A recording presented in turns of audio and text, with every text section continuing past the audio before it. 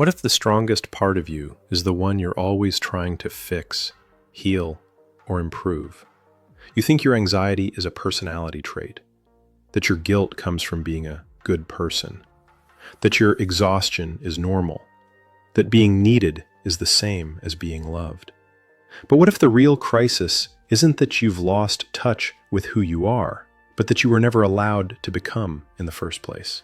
Not in a world like this, where the speed of everything outpaces your ability to feel anything. Where AI refines your voice, algorithms decide your worth, and every opinion must be immediate, polished, and public. You're not burnt out because you do too much. You're burnt out because you've been too far from yourself for too long.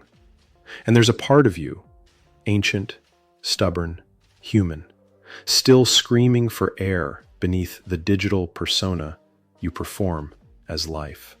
The child inside you didn't die. He simply got overwritten, silenced, not by violence, but by velocity, by timelines that demanded polish over truth, by teachers who praised output, not essence, by a culture that said, be useful, be presentable, be someone else. So you adapted. You optimized your empathy. You learned to sound insightful without ever having time to be confused. You learned to flatten nuance, to disguise softness, to edit contradiction out of your voice. Because mystery doesn't trend. Only clarity, certainty, and control do. Even your suffering had to be relatable. Even your healing had to be brandable. But beneath that social agility and intellectual fluency, there's a quiet defiance. A version of you that still remembers what it meant to imagine, not impress, to create, not correct, to explore without having to explain. The child in you wasn't weak. He was wild, curious, boundless, untouched by algorithmic feedback. He wasn't interested in being right. He wanted to feel real, but you traded him for competence, for productivity, for survival. And now you're efficient, articulate, admired. And yet, you scroll for hours and feel nothing. You talk all day and no one touches your truth. You achieve and achieve, but at night you grieve, and you don't know why. But I'll tell you.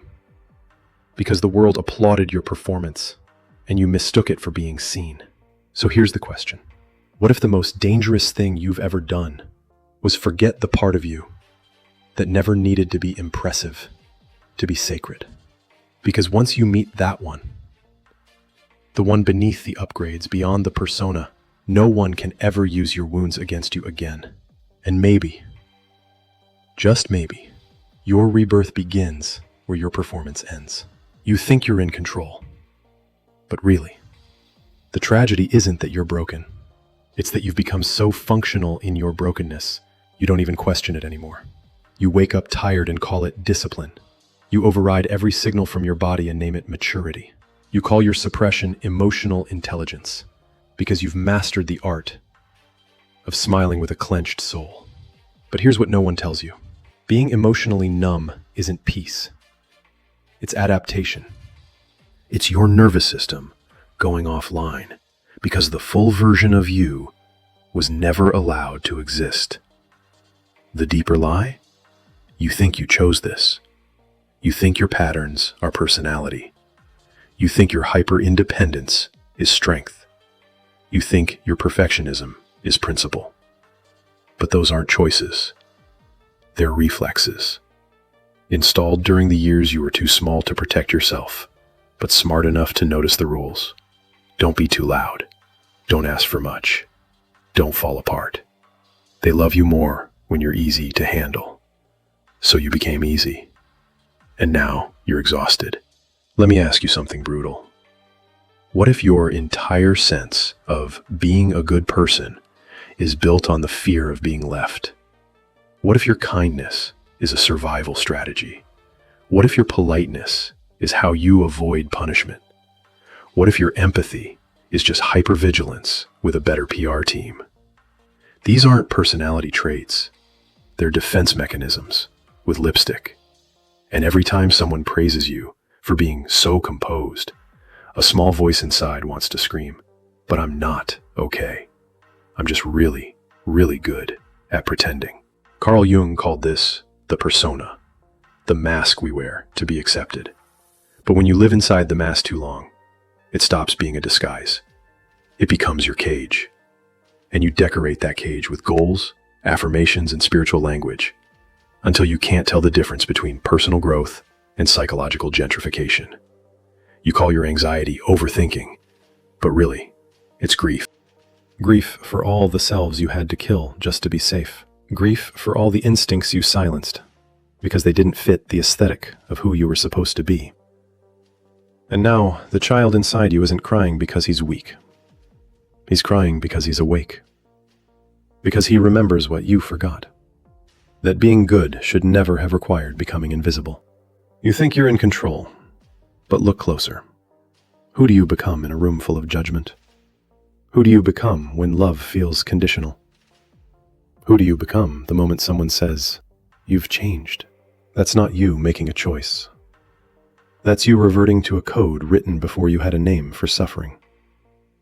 And here's the final twist. The reason you're exhausted isn't because you're failing. It's because you're finally resisting. Not the world, but the lie. And that resistance, it's holy. Because once you stop cooperating with who you had to be, the person you were meant to be begins to return. And yes, it will hurt. But the truth always does, before it sets you free. This is not maturity. This is the burial of your soul.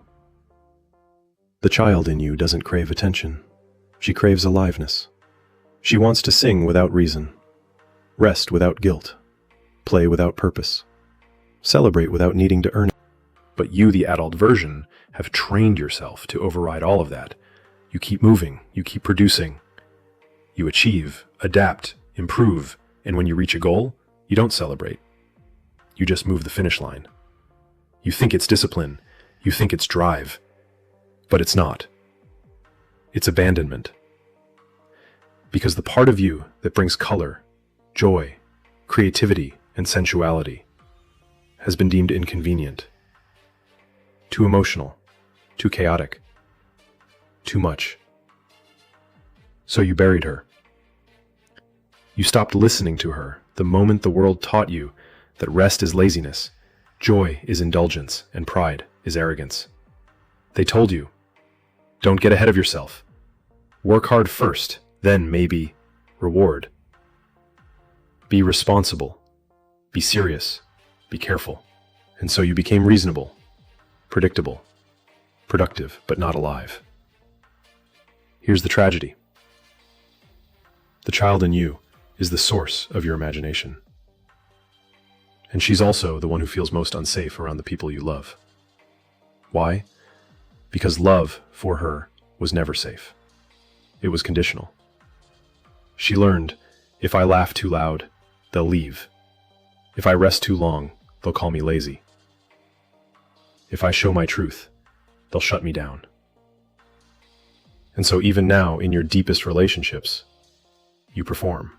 You give, adapt, translate yourself into versions they can handle. You say what's digestible. You become who they need, not who you are. Why is this so hard to see? Because it doesn't feel like suppression. It feels like love. You confuse self-abandonment for generosity. You confuse emotional censorship for respect. You confuse erasing your instincts with being easy to love. But let's be clear, when you swallow your truth to maintain closeness, that is not intimacy. That is codependency dressed as devotion. Psychologically, this is called introjection. When you absorb someone else's values so deeply, you believe their approval is your safety. Freud called it the superego, the internalized critic that punishes joy unless it's earned. Jung called this loss of the inner child a spiritual amputation.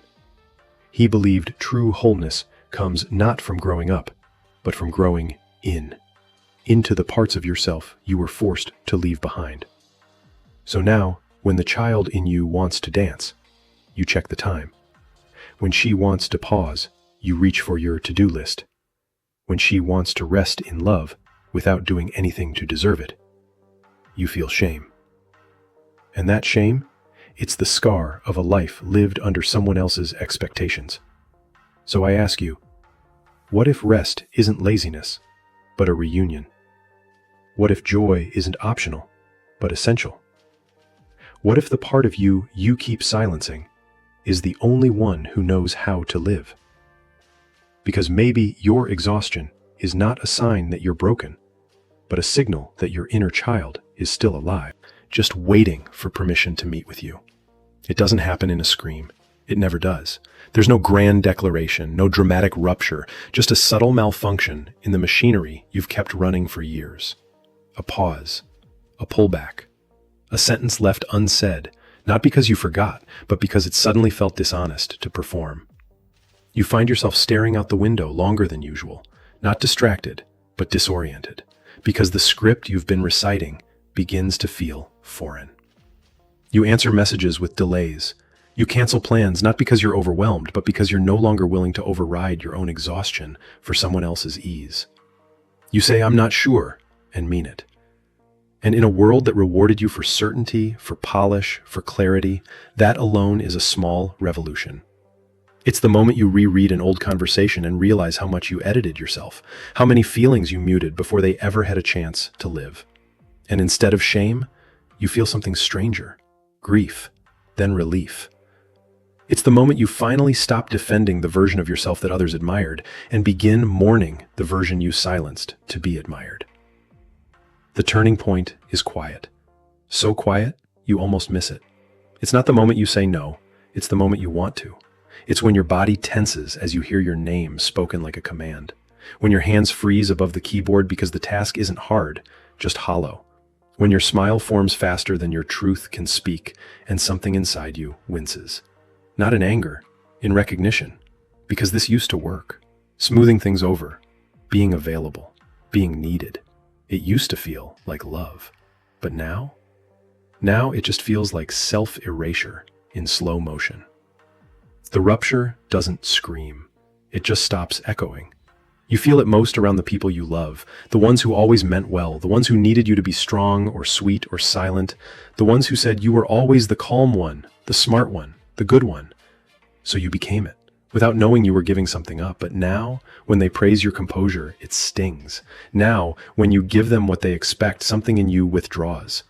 You thought that staying in your role was loyalty, but it's beginning to feel like betrayal, not to them, to the child inside you, the one who never signed that contract. You're not broken, you're remembering, and memory is rebellion, because that child never wanted applause, she wanted presence. He never asked to be impressive, he asked to be believed. They never learned to shrink, they were taught.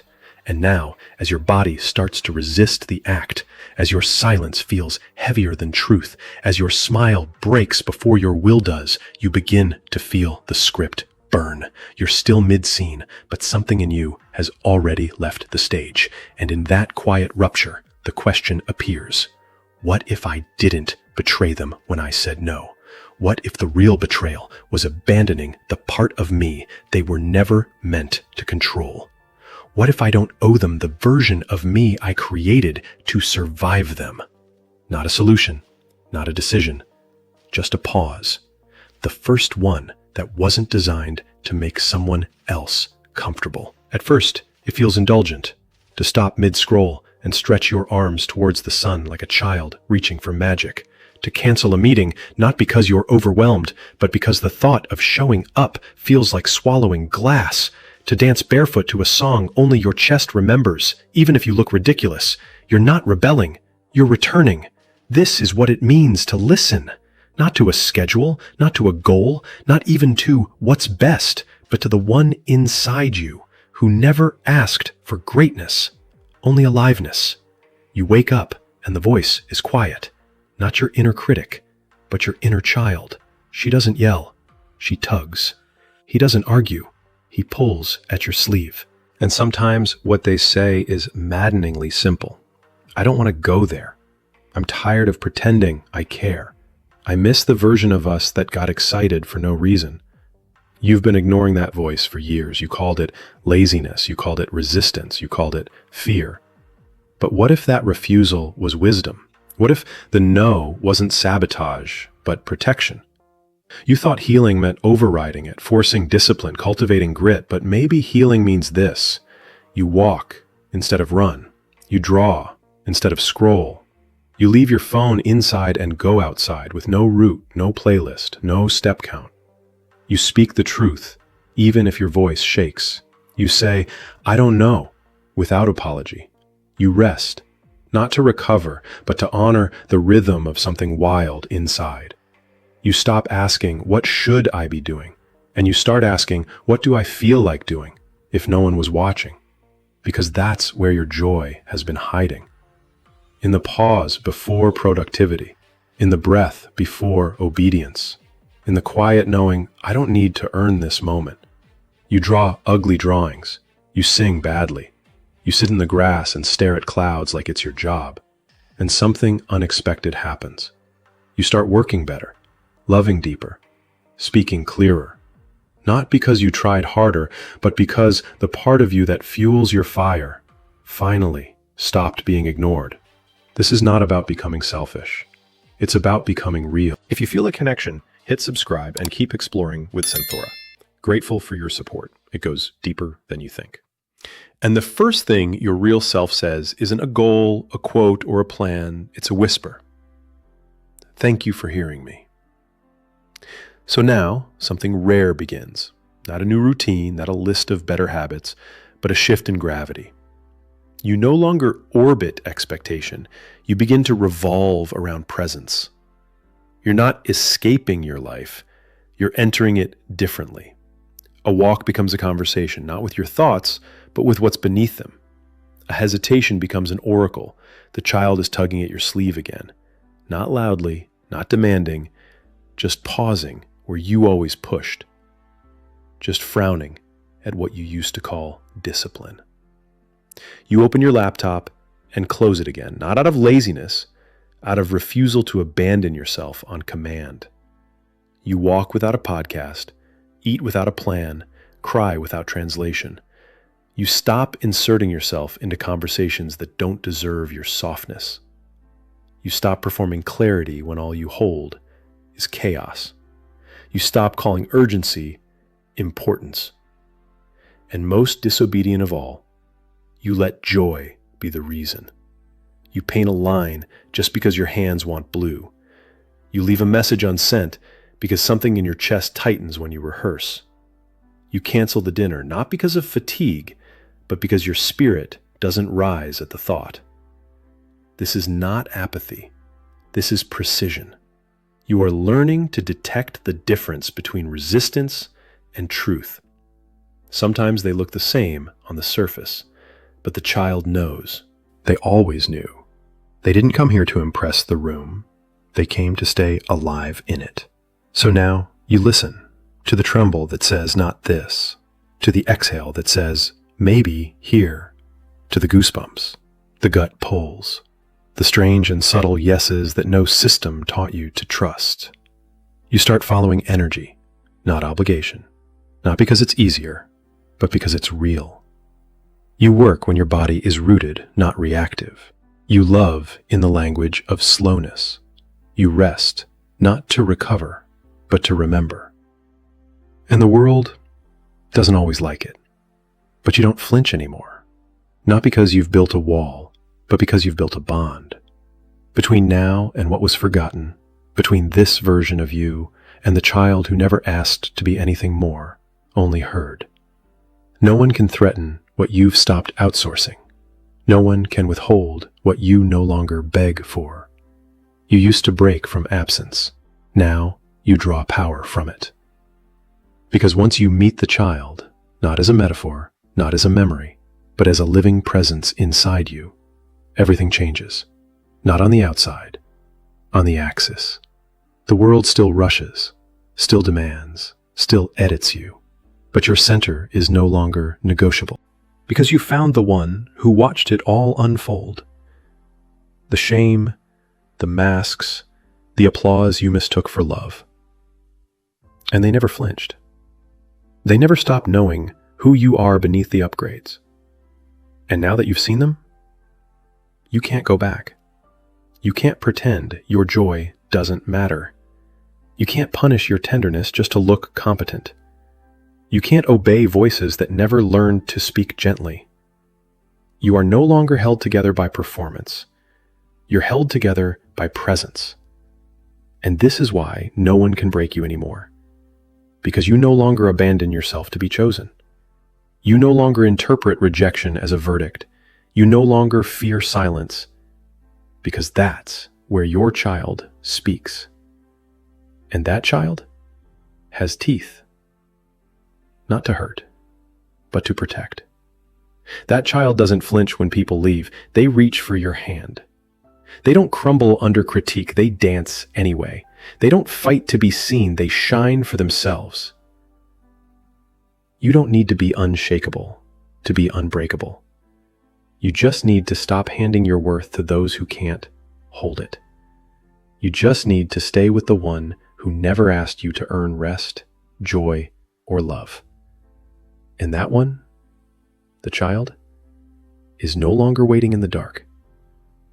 They are standing beside you, barefoot, undone, glowing. So what now? Now, you walk with them. You speak for both of you. You choose for both of you. You protect what once felt fragile, not by hiding it, but by honoring it. You are not here to impress the world. You are here to be whole within it. Write in the comments, I choose the child that never needed to perform. Or maybe don't write anything. Maybe just sit quietly and feel the one inside you finally exhale. If this shifted something in you, don't stop here. Watch the next videos and go deeper into your own clarity. See you.